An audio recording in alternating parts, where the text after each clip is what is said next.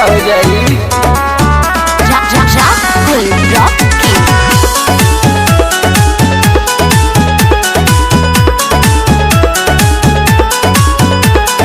काटत बहनी दिनवा में पी के नींबू पानी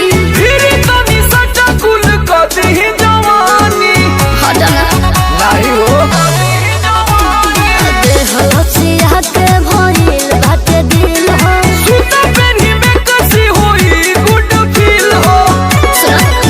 पहले बारो माथा फेल ले जीवन जो बोला बोला ही तोहरा से ऐसी बोला जो बोला बोला ही तोहरा से ऐसी बोला खाली बोले ना तो बात बड़ देसी बोला जो बोला बोला ही तोहरा से ऐसी बोला जो बोला बोला ही तोहरा से ऐसी बोला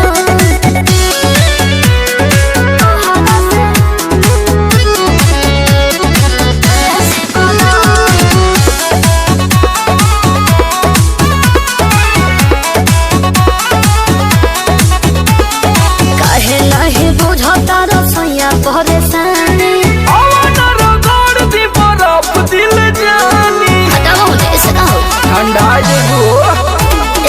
एसी ना तो सोइया एगो कूलर लगावा दी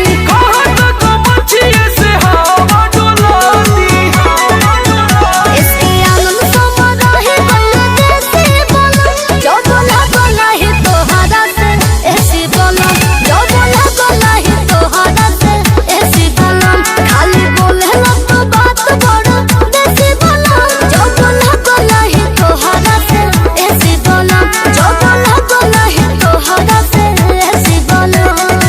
दे उसी कड़िया बेच के लगवा दें।